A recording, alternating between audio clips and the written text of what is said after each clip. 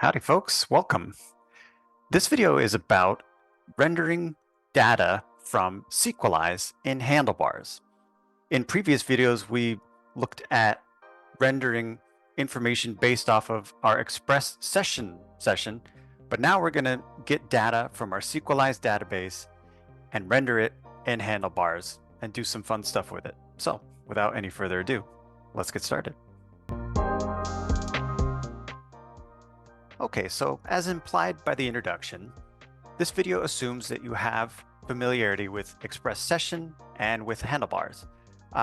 Two previous videos cover these two libraries and integrate them together. One is called Express Session Basics, the other one is called Express Session Advanced. And in that video is where you get introduced to the integration of Handlebars. So we're assuming you are familiar with Express Session and Handlebars, but also with Sequelize. You know how to set up models, you know how to establish relationship between these models and query and do CRUD operations with Sequelize. What we're going to learn in this video is how to integrate that Sequelize data into Handlebars. Okay, so here I have an app that is set up with Express Session and Handlebars. I have login and logout functionality set up. I also have Sequelize set up. And I have two models. I have user and post, and they're really quite simple. User basically just has email and password. We're keeping it simple. And a post basically just has title, post content, and a user ID to associate it with a user. And then we also have the association between the two models. User has many posts, and post belongs to user. A one-to-many relationship. Quite simple, but now we're set up so that we can query a user and include their posts, etc. Okay, so I'm going to go ahead and log in. And here we are on the home page. The goal of this app is to, right here in the main part of the home page, render out a list of all of the users. Because there's not that many. I seeded like 4 users and signed up as myself. So there's 5 users total. I'm going to render a list of them here. And each one of those entries in the list will be clickable and take me to a page where I can view that particular user's posts. I also seeded some posts and I just used ChatGPT to make up some random posts. I can also create my own post. This is functional at the moment. If I were to fill this out and send it in, it would send a fetch request to an API route and create a new instance of post, and the user ID associated with it would be the same as the user ID of the person that is logged in. Okay, so the first goal is to get all of the users to show up here on the home page. The way we would do that is we would visit our home routes. Here are the home routes, and here is the one in particular that renders the home page. Here's the path, and here's the handlebars file that's being loaded. We're already passing to handlebars our session information, logged in, which presumably is true at the moment, and the email. Okay, so in order to pass handlebars our Sequelize data, we gotta query it first. I've already imported my 2 models up here, so I'm ready to go and start making a query. So let's just start with a try catch block. Build that out first. And we'll console log our error. And we'll also do a res.status 500 and return some JSON with the error if anything goes wrong. Okay. And so we're going to query all our users because that's what we want to render here on the home page. So we'll create a variable const user data equals await user dot find all. And we want to exclude the password when we do this, just for proper practice here. So let's use the attributes and exclude, which takes an array of property names that are in quotes. Okay, we're going to exclude the password as such. So let's go ahead and stop there, and we'll console log user data. and see what we get. I'll go ahead and reload the server and refresh the home page. And somewhere in all of this, we should see our console log. And whoa, it's looking kind of crazy. It is indeed an array of users, but the information such as the email is kind of nested. I didn't even include the posts yet, but it's nested inside of this data values property, and there's all this other stuff. Technically, we could pass an object like this to Handlebars and work with it, but ugh, that sounds pretty awful. So let's not do that. Let's do a specific thing that we have to do in order to get Sequelize to play nice with Handlebars, and that is call a method, a Sequelize method called get, and specify that we want the plain version of the object. So here's how we do that in the case of an array, which is what we have here. User.findAll returns an array, and we have to convert each individual user to a plain version of that user object. In order to do that, we have to map through the array and call that get method. So here's what that looks like.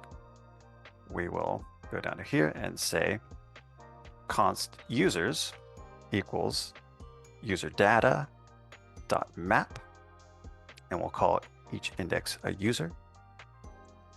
And then with each index, we're going to return the plain version of the user object, and that is by calling user.get. And then we specify inside an object plain true. This right here is just sort of a common gotcha that you just have to kind of remember when you're dealing with Sequelize and Handlebars. It's not something you could figure out on intuition alone. It's, in the documentation, sure, but this is important right here. Because when we start handing values and data to the home page here, or what have you, we want it to be as simple as possible. So now that we have users, let's console log that for the sake of comparison, and we'll restart the server and reload the page. And that's what users looks like, and that's what we want to pass to Handlebars. So much simpler. We just have the IDs and the emails, and that's it. So let's go ahead and pass this in to Handlebars. Here is our singular JavaScript object that we're passing to Handlebars when we render the home page. It's got two properties so far. Let's add a third one. We'll call it users. And as you may know, we can, geez Louise, we can shorthand this. We can simply, did I call it users? Yeah, I did. Not sure why it's doing that.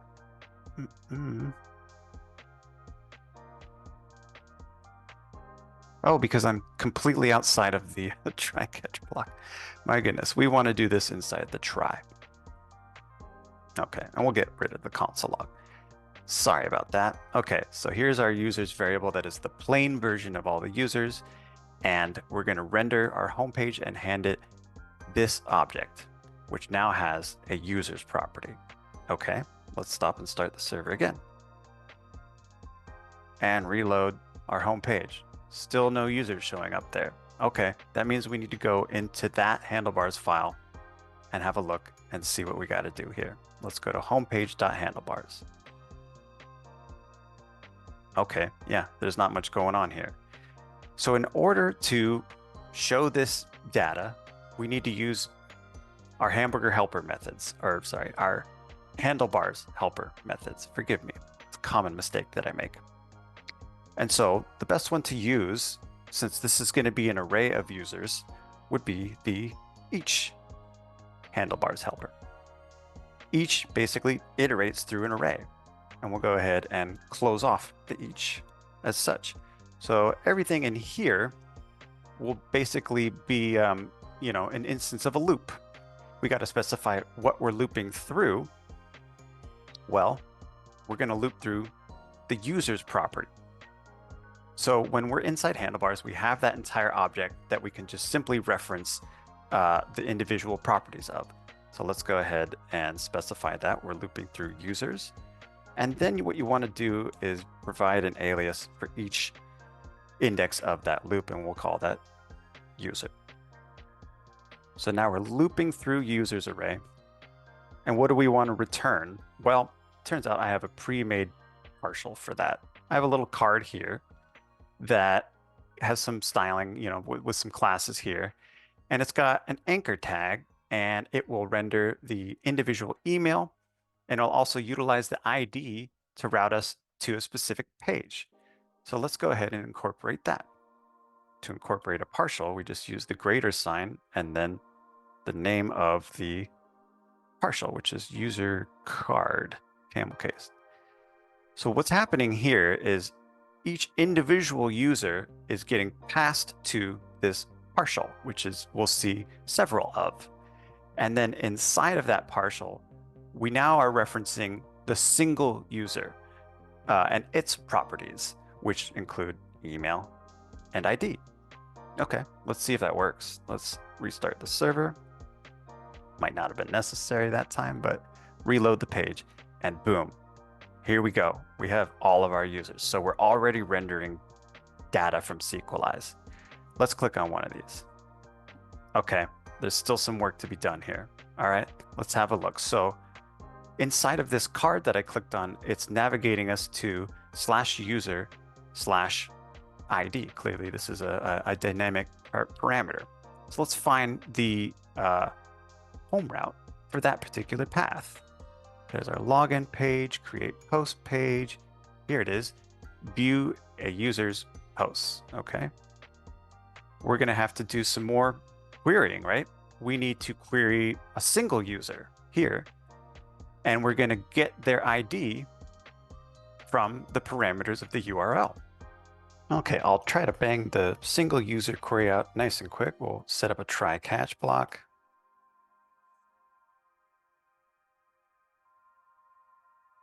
Also log the error, return a status of 500 if that error happens, and send back some JSON with the error there. This time we're going to remember that our render method will happen inside of the try block. Okay, and now we're going to start our query. We'll say const user data equals await user.find1 where the ID is equal to rec.params.userID, because that's what the param is called here. We also want to exclude the password again. So attributes exclude quotes password. And this time we want to include posts, because that's what we're going to be rendering on this particular page. So all we have to do is specify the model, because we've already set up the relationships for that. And we've already imported the post model at the top of this page. Okay, so we're not quite done yet. We still need to get the plain version of that object. It's a little simpler this time because it's not an array. So we just say const user equals user data, and we just call the get method directly on that and specify plain true. And now user can be passed directly into the handlebars. And so this user object is what we will be accessing here on this page. The handlebars file for that particular page is called user posts. And for the sake of time on this handlebars file, I'm just going to paste in the code pre-made. Oh, and then we have to add in the email. So post by user.email. They don't have a username, just email. Okay, so then we use the if helper method. If user posts, if there isn't an empty array in the posts property, we will then do this each where we loop through the posts and we'll represent each individual post as post and render this little card here with post.title and post.content. And then in the else portion, i.e. if there aren't any user posts, we're going to render this little paragraph tag that says no posts yet.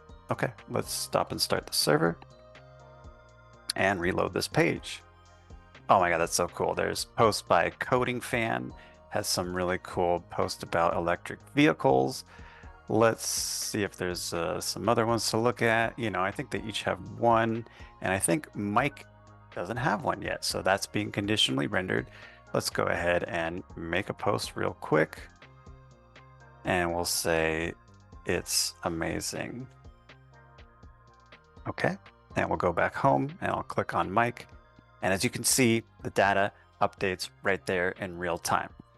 It's a lot of fun. So the key takeaway here, I would say, when dealing with Sequelize and Handlebars is to remember to sanitize the data as this plain version of it. It makes things so much easier. So if it's just a singular object, you simply call the get method directly on it and specify plain true.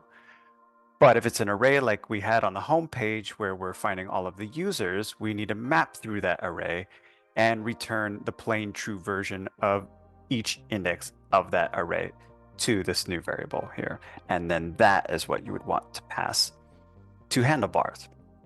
So when dealing with Sequelize and Handlebars, it can be a lot of fun. I had a lot of fun making this demo for you. I hope you had a lot of fun watching it, and I wish you the happiest of coding. Take care, folks.